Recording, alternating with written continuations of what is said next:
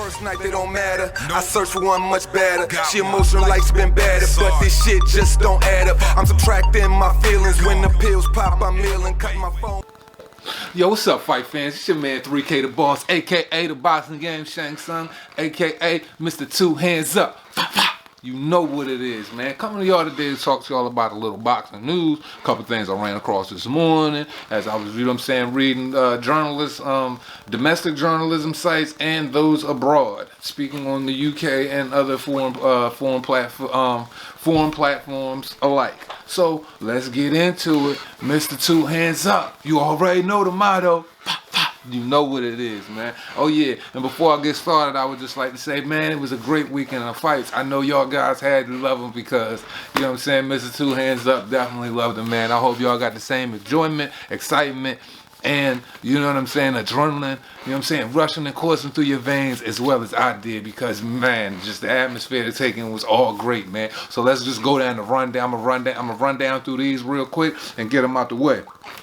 First off, I'm going to start off with that lady killer of the lightweight division. I'm talking about the pride of Ireland, you know what I'm saying, Miss Katie Taylor.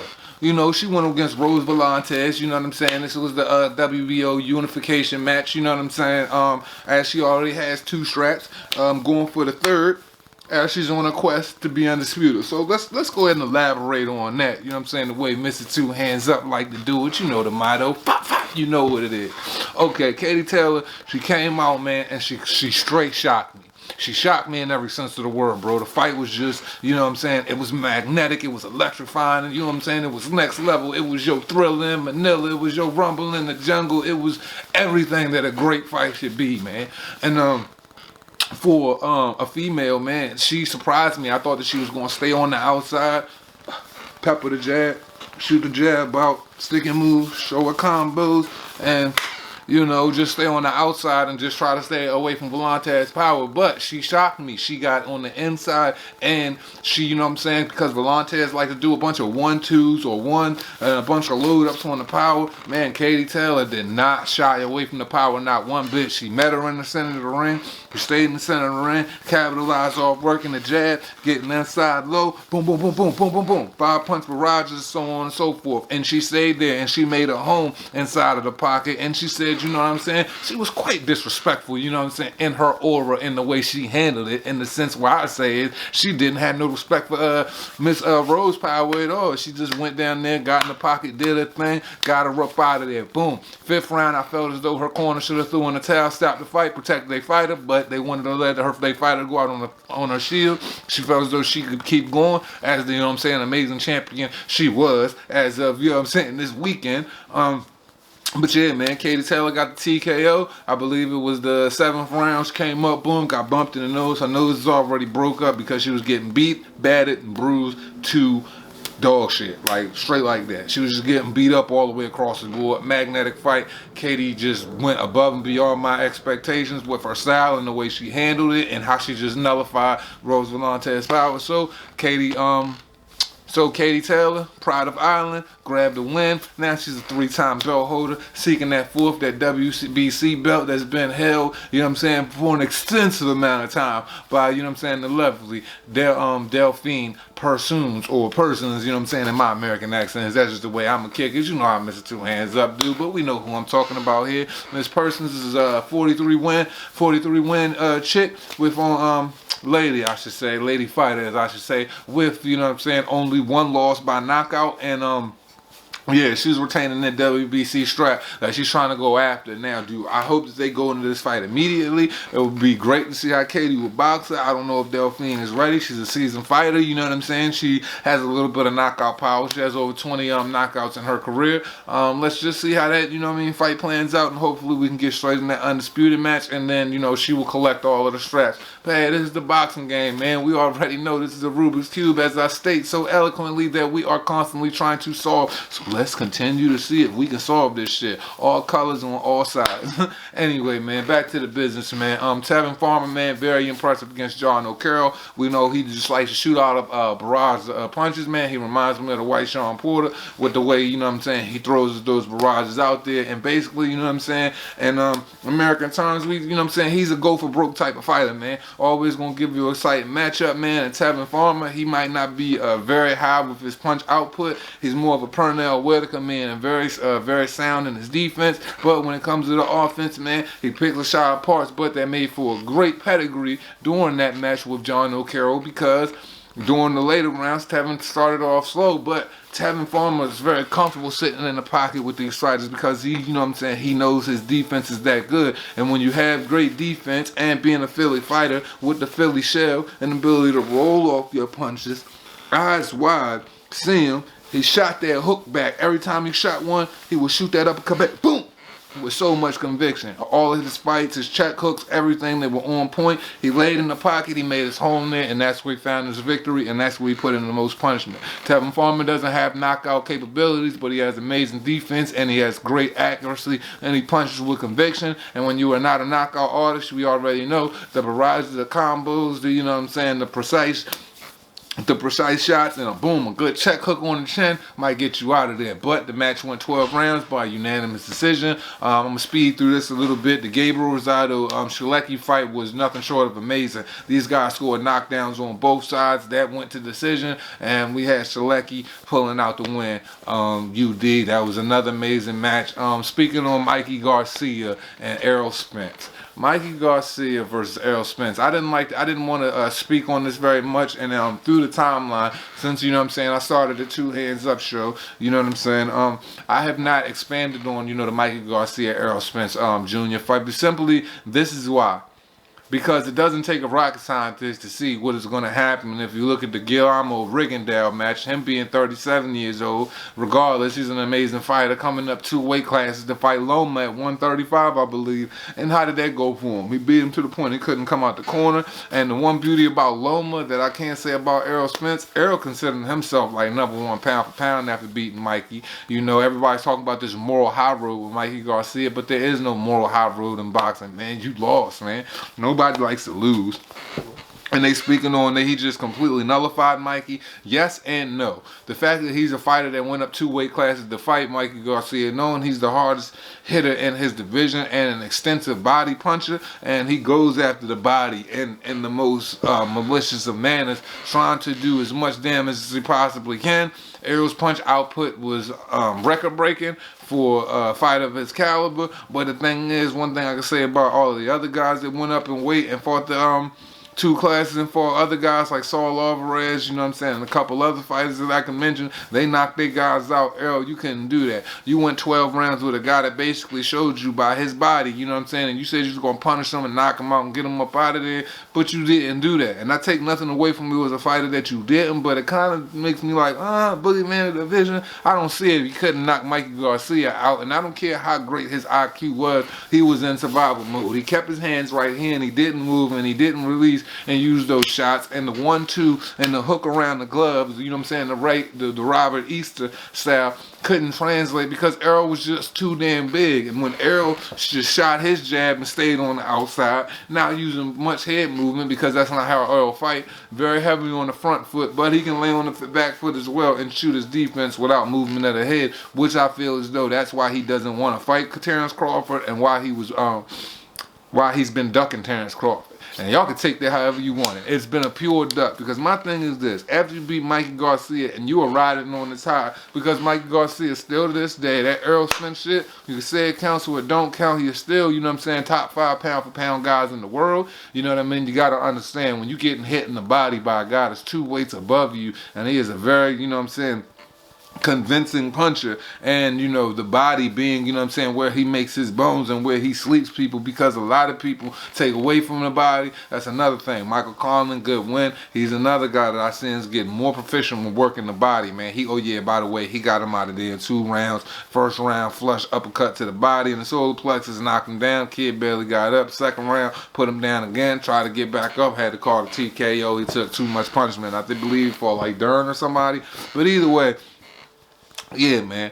Errol Spence, man, like, you can't expect no kudos from this. And this is my biggest problem with Errol Spence as a fighter. Yes, he has a great skill set, you know what I'm saying? In the sweet science, you know, we all know that there are certain fighters. You don't have to watch a fighter 80 million times to know his skill set and to know if he's upper echelon or not. Errol is definitely upper echelon, but I want to be able to be braggadocious about his skill set and so many other things when he starts fighting people that are his size. When can we get that from him? You say Sean Porter and Keith Thurman were ducking, but you want to know what? You have never mentioned Bud Crawford, and what disgusts me even more, because Bob Arum already said on Radio Raheem on Seconds Out that they would never make that Errol Spence Manny Pacquiao fight. You know what I mean? Manny Pacquiao being a champ, he is 41 years old. You calling out a 41-year-old man, but you the boogeyman of the division, right? Seem like you trying to take the Al Heyman, you know, the advisory approach, build your money up, and you're not worried about taking no difficult fight. Andre Ward stated this, and I got it in my talk points.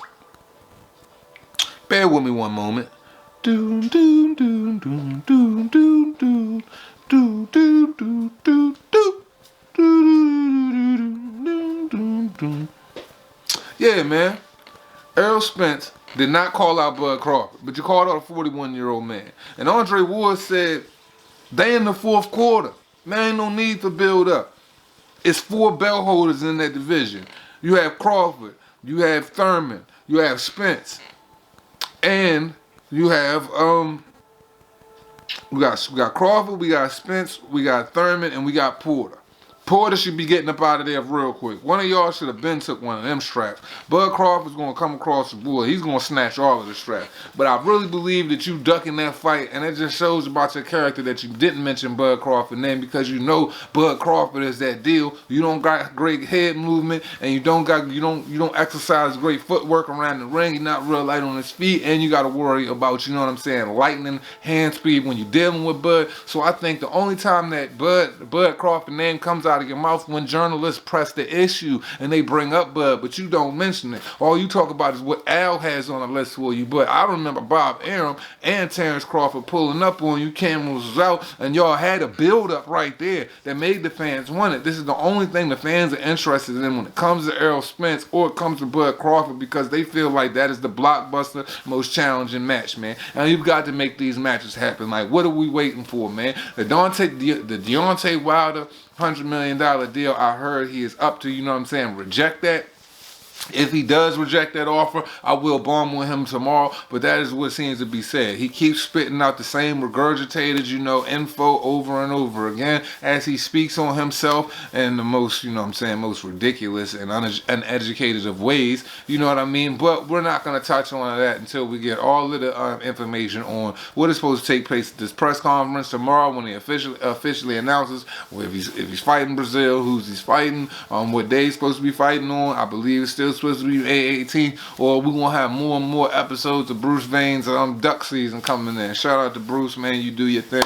Shout out to H Money, shout out to CBT, shout out to Showbiz the Adult, shout out to Sport Nikons, shout out to True School Sports, man. There's so many guys that I can name. Counterpunch Boxing, shout out to all of these guys. I always get them praise, man, but you know what I'm saying, back to the biz.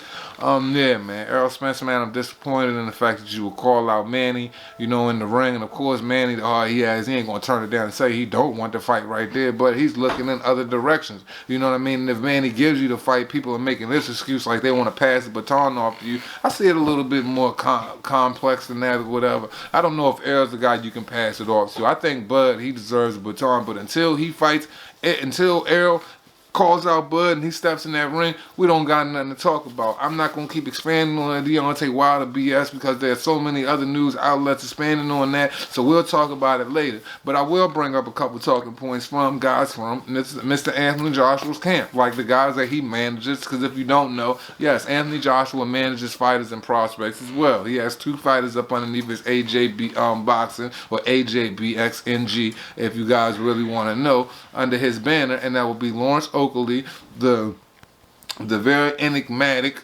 cruiserweight with 11-0, 8 of those being by KOs, and then he has John Buati, who is 9-0, I believe. Yeah, I think he's 9-0 with 7 KOs, I believe. Don't quote me on that. I can tell you right here though. Yeah, man. Give me 1 second, give me 1 second, give me 1 second so I can get that to y'all. I just want to be accurate on it. Yeah, Lawrence Oakley, AJ's protege, said Joshua will get the stoppage, but it won't be easy. He said Miller will try to make it an ugly fight and do anything to bust him up, but Joshua will get him out of the way in the early and mid rounds. You know what I'm saying? Yes, Lawrence Oakley is an 11th straight winner, no losses with 8 KOs, and he also manages Buatsi as well. So, you know, man, Anthony Joshua is making crazy moves, man. And I'm speaking on Anthony Joshua in business, if we're going to touch on that. Anthony Joshua and the 13 companies that makes up him as a business machine would be StubHub, Altitude Mass, Sky Sports, Under Armour, Beats by Dre, AJ Elite Series, Dafabet,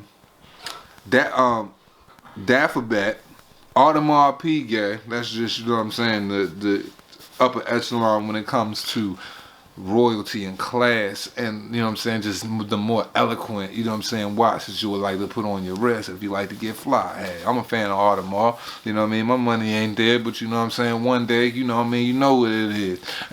Unless if I do like Beyonce says, speak it, believe it, receive it, speak it, believe it, receive it, speak it, believe it, receive it, speak it, believe it, receive it. You know what I'm saying? So I'm speaking and I'm believing and I'm receiving, because I believe in positive affirmations as well. And I believe in what you put into the world is exactly what you get out. So we need to spread more positivity and less negativity, and let's keep it that way, man. But anyway, back to the sweet science though. Yeah, man, those are some of the businesses that he's locked in with. And speaking on the the boxing group, it was established in 2015, and the IBF, WBA, WBO, IBO, also the One True King. I threw that in there.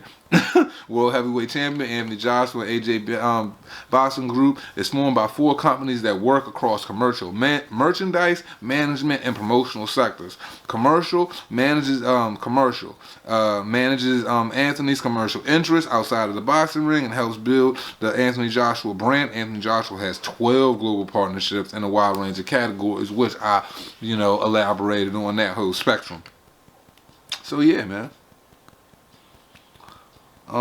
And here are the few employees. Yeah, I dug a little deep.